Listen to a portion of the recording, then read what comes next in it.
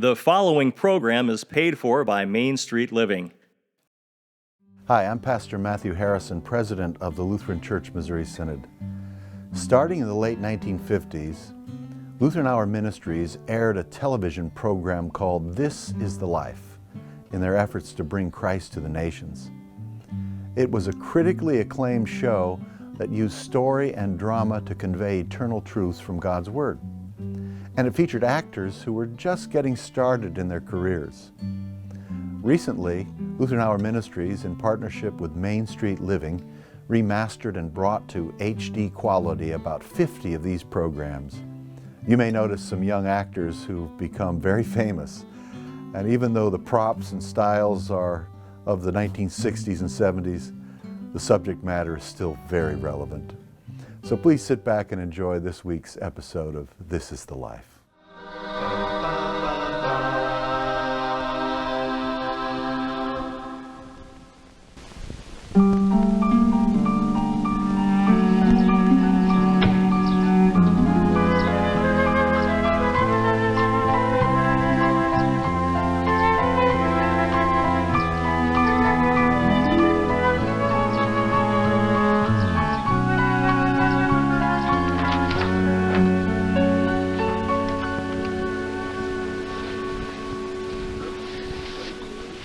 Mrs. Williams.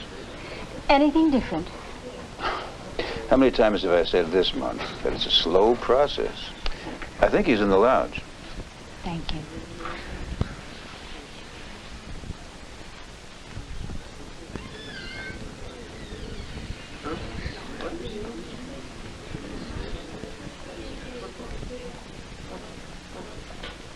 Hello, darling. Oh.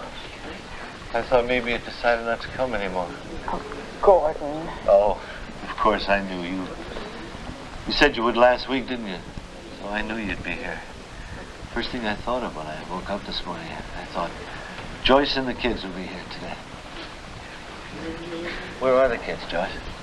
Well, it's the beginning of this fall term, remember. They've got a lot of work to do, but they said they love. They don't like to come here. See there, crazy old man. Gordon, you know that's not true. Look, it's a beautiful day. The air's so fresh. Let's walk.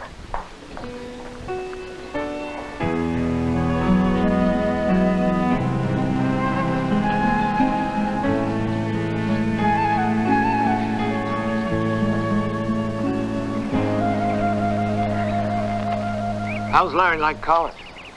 Oh, I think he seems pretty excited. He'd probably like it better if he didn't have to live. If I were back on the job, he could afford something better than City College. There's nothing wrong with City. That's where you go if you're too dumb or too poor to get in anyplace else. Gordon, they have a good program. He ought to go someplace like Yale, or Harvard, or Oxford, maybe. Yeah, Oxford. I always promised we'd go to England some summer, remember?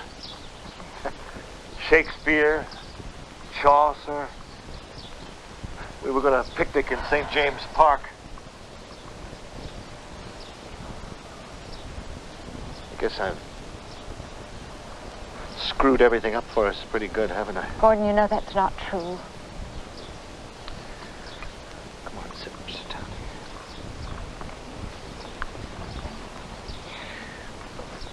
You know, I've been thinking a lot about what I'm going to say. I've decided some things. I think it's not fair for me to be in here and you at home taking the responsibility for the kids, working and all. No, Gordon, you don't have to worry about that. Let me finish. Just you be still for a minute and let me explain. Now, I know it's been a long time. 6 years is a long time, but I think if you go to Jim Barnes and you explain to him that I am ready now to start over, to come back home and start working again. Oh, Gordon, please. Look, it's time for me to come back and start taking responsibility for my family. But don't you want a husband? Of course I do. You know I want you home, away from here more than anything. But not until you're ready. I am ready. We've been over this so many times. I know before when I said I was ready, maybe they were right, maybe I wasn't ready, but this time it's different. Have you talked to Dr. Baumberg? What I was thinking was that I would work just 4 or 5 hours a day so the pressure wouldn't, just what I could handle. And then add a little bit at a time. Now, I thought you could go to Jim Barnes and explain to him, I don't expect to come back in on the same floor. I understand that. What does Dr. Baumberg think? I haven't told him yet. Oh, Gordon. I can't take it anymore. I don't belong here. They all know I'm different. They don't like me. You don't know what it's like. The doctors, your precious Baumberg, the nurses, they're all against me. They try to trap me, catch me in some mistake.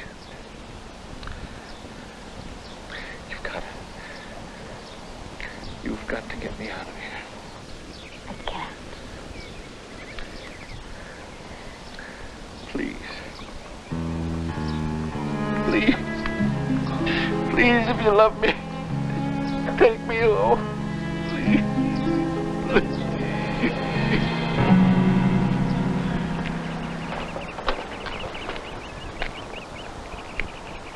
Martin, What is it, Mom? it's time for my program. I'm going to miss it. You're not gonna miss it, Mom. Here we go.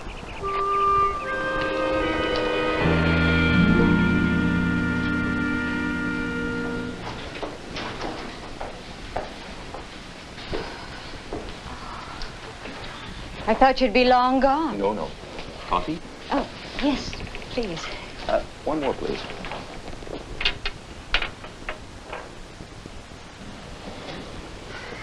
Thanks, Alma. Oh, hot. How's your mother? No better, no worse. Waiting to die.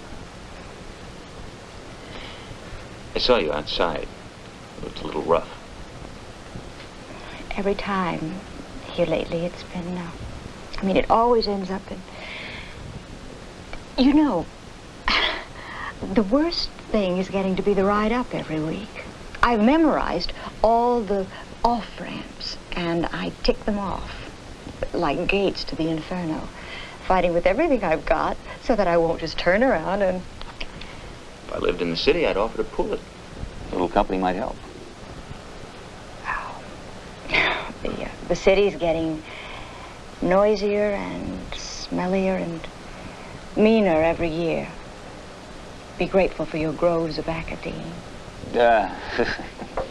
Class is coming along all right? I think so.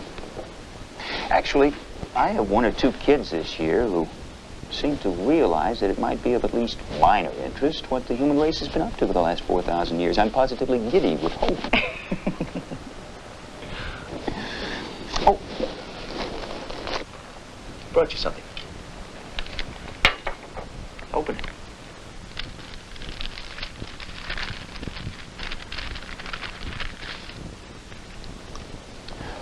You said you liked John Donne, and your boy ran off with your copy. But why? It's sweet of you, and thank you. But why? It's a sort of an anniversary present. 2 years of Saturdays, trying to cheer each other up. Remember that first time I found you out by the pond, crying? Thank you for the book. And for the shoulder to cry on. It's worked both ways.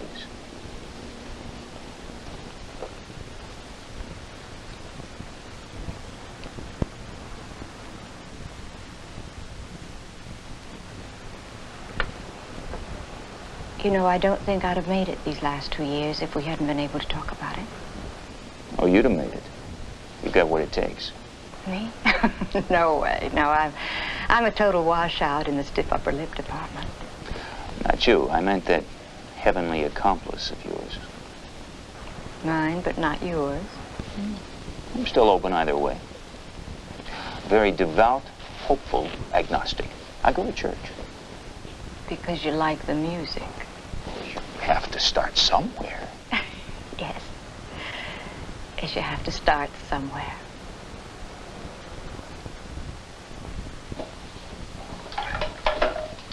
Now, will you please go sit down and let us finish up? Oh, I see. Let the old lady sit down before she falls down there. Oh, Mother. I know. We're just as old as we feel, and right now, I feel like I could give the pyramids a run for their money. Anybody for coffee? Here. Carol? Yeah, I guess so. Coffee isn't fattening.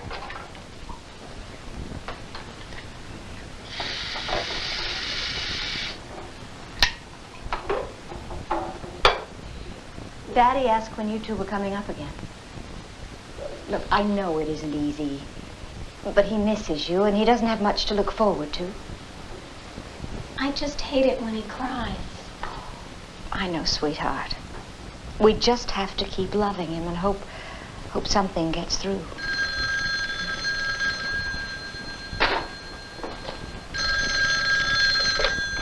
Hello? Joyce, it's Martin Braddock. Well, hello. Hi. The reason I'm calling is, I just found out when I got back, I have to be in town Sunday morning. A friend of mine's flying in for a conference, and I promised to take him to the airport, and I thought maybe, if you'd like to, we could have lunch. Yes, that would be fine. Do you know the address? DeLongpre. Yep, 1222. The names are on the buzzers. Fine, I'll see you then. And thanks. Thank you.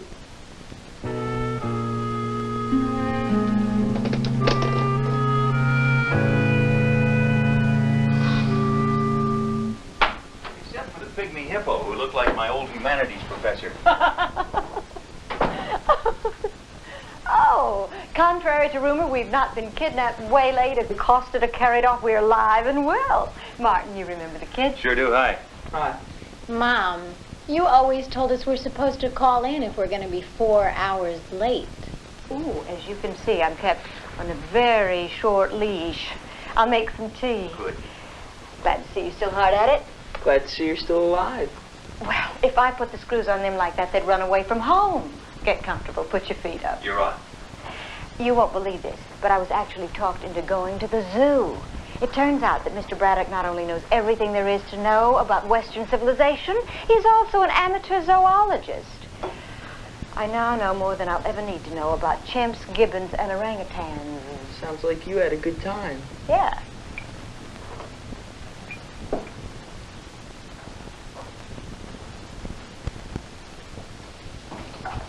Need some help? Oh, no, you go talk to Martin. You know how Carol clams up when she has to talk to somebody new.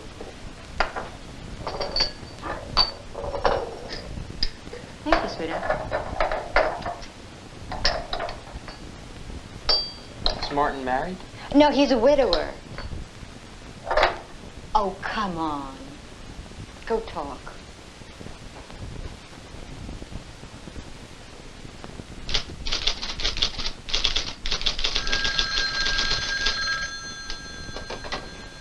Good afternoon, Bryce Stevenson Decker.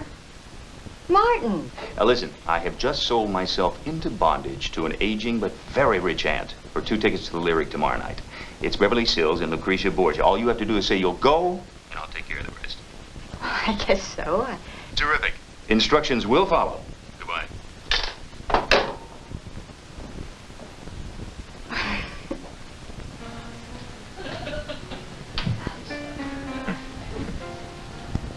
It's funny. There aren't very many people, women especially, you can just be quiet with. Oh. Another one? No. No, you have to start the long ride back. Mm-hmm. Too bad ivory towers have to be so far out in the country. Too bad.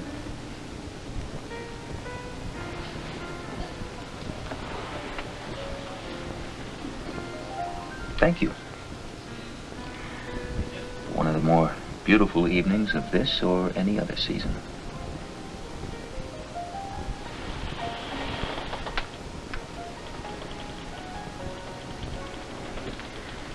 You're a very special lady.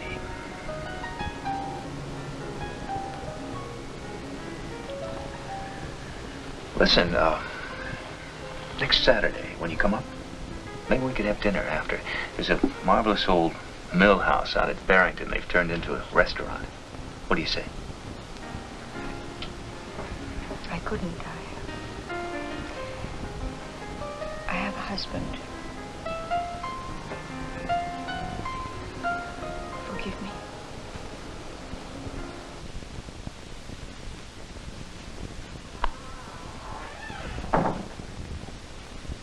Hi. Hi. Have a good evening? Yes, very. It's about time.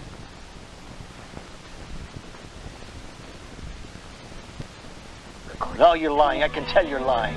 You're in cahoots with them. Yes, you are. You were both of you trying to keep me in here. I'm not going to stay in here. I'm telling you right now, I'm going to get out of here. Yeah, I believe you. I don't believe you. You're supposed to get out of here.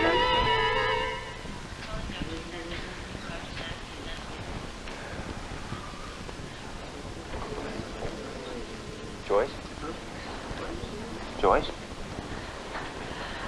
I'm sorry. I just don't... I think we better talk.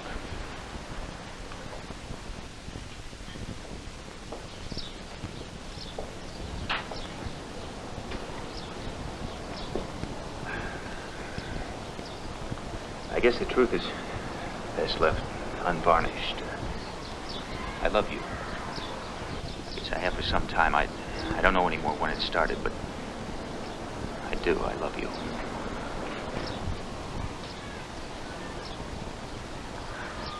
For the past 6 years, I've effectively erased myself as a woman, my needs. I've worked. I've been both father and mother to the kids. I've tried to keep loving Gordon and reaching out to him. And now you remind me of everything I've been denying myself. How much of a chance does he have of recovery? The doctors, it's very slim, but it's there.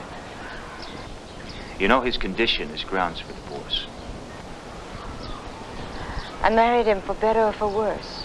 How much worse?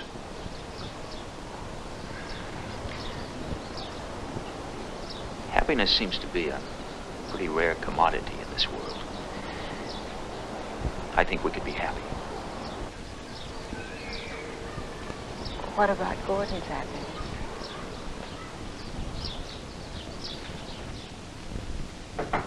Mary? Yeah, come in. Sit down.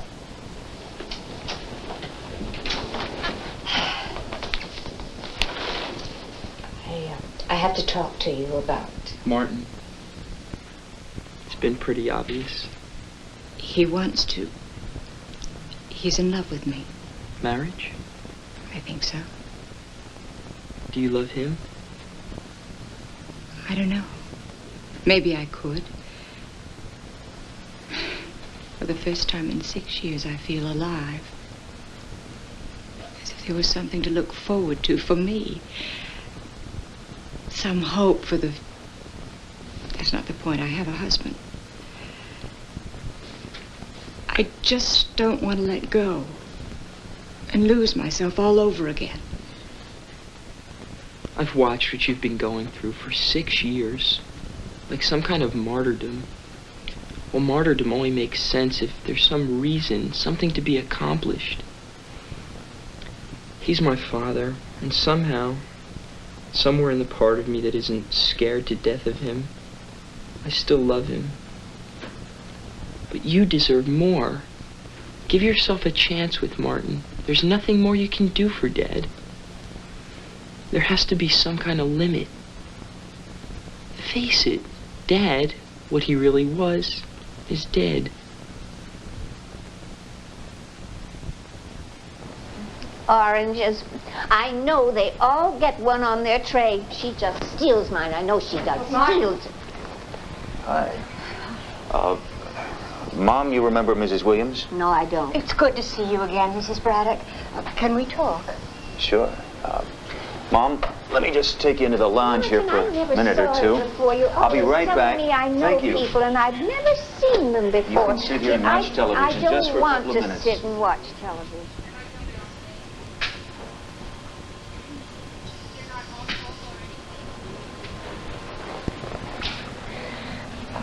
I have to talk to Dr. Baumberg. I need to know. I understand. Larry says he thinks I deserve a chance. I didn't mean to make your life any more complicated. No, don't. I just have to talk to Dr. Baumberg and see Gordon. I have to know.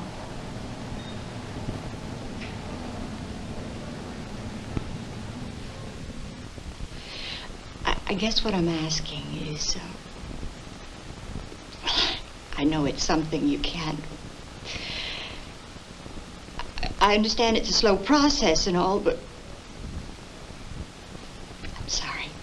What you want to know is what his chances are. Recovery.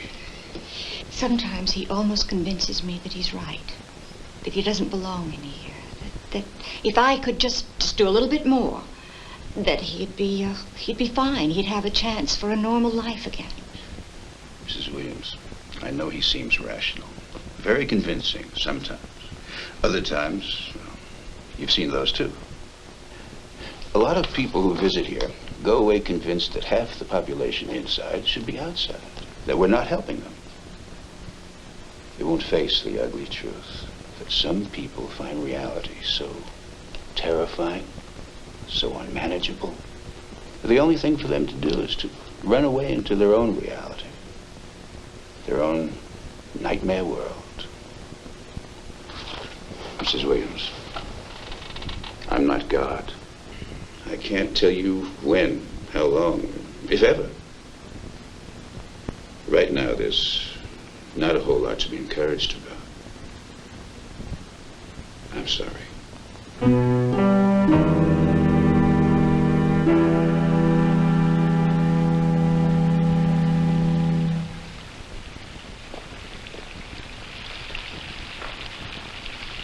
Gordon, you look browner. Have you been in the sun a lot this week? I don't know. Oh, did I tell you? Larry's very excited about the pre-law program at You know, City. I've been thinking. It's time for me to start. Gordon? Start taking charge of my life, our life. I'm really ready to handle things now. I know it. Gordon, please. No, I am. I am really ready to come back home and to get back into work, and then you won't have to worry about anything anymore. Gordon, listen to me. I can't stay here any longer. But it's the best place. No, you don't know what it's like. It's like a prison. Everywhere you look, everyone looking at you, loonies, grinning, laughing, no brains, just little sunbeams wetting their pants. You've got to get me out of here, please, honey. You have got to get me out of here. I can't. But you have got to. You're the only one that can. You're all I've got.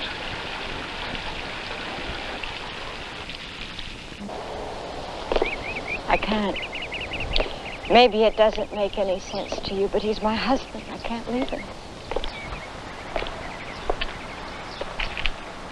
Even though I can't pretend there's anything left of pity. Even though I never realized until now, when I have to give you up, how much you mean to me.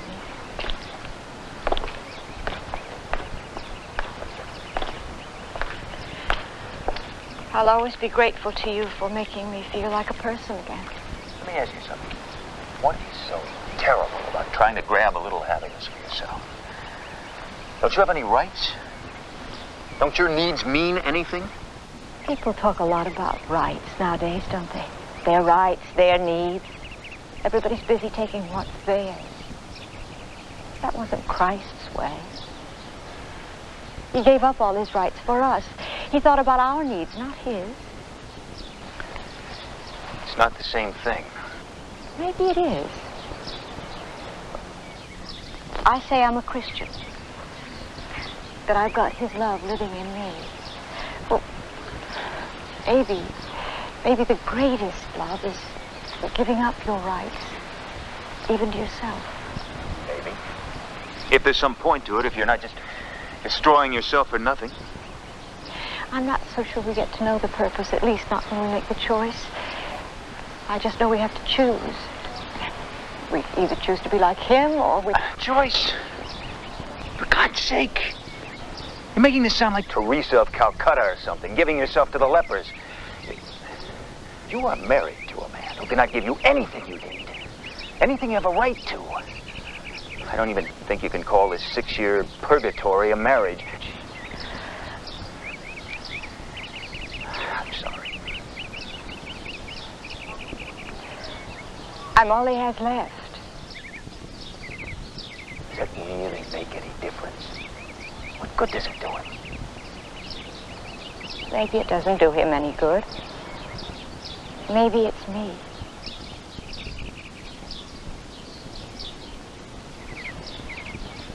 The point of being a Christian is becoming more and more like him, like the Savior. Doesn't make any sense. I think it does. It's horrible. Letting something go, some part of us giving it up, it's never easy. It wasn't for Christ either. But the pain, that's only part of it. The other part is that whenever he asks you to die a little for love for him, he gives you more of himself, his strength, his presence, so that anything you have to let go of seems almost small by comparison. Martin, every Christian at one time or other has to die on the cross like Christ. But there's always a resurrection that comes after. Always.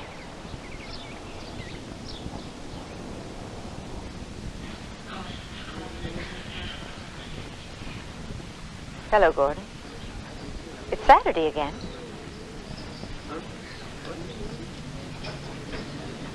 How are you, sweetheart? It's good to see you.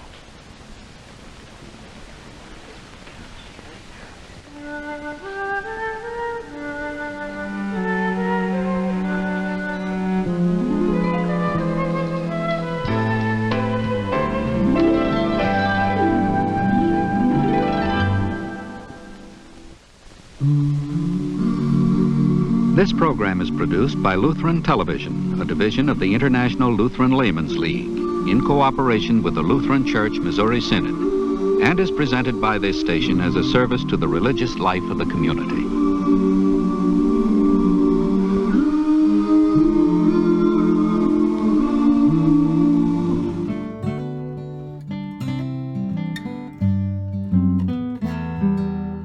I hope you found this program to be both entertaining and insightful. Even though the show was filmed decades ago, the concerns of those days seem to parallel many situations of today. We'll be back next week with another episode of This is the Life. In the meantime, I invite you to seek further wisdom from God's Word, the Bible, and I invite you to visit one of our congregations in your area. We are the Lutheran Church Missouri Synod, and you will find our 6,000 congregations listed at www.lcms.org. This program has been brought to you by Main Street Living, which relies on the generosity of viewers to support this programming. They appreciate your prayers and would also appreciate your financial support. You can view additional episodes of This is the Life on the Main Street Living website. Thanks for watching. And join us again next week, same time, same channel, for another episode of This is the Life. This has been a production of Main Street Living Incorporated, in conjunction with the South Dakota District of the Lutheran Church Missouri Synod and its member churches. Send your comments and contributions to Main Street Living, 1400 South Duluth Avenue, Sioux Falls, South Dakota, 57105.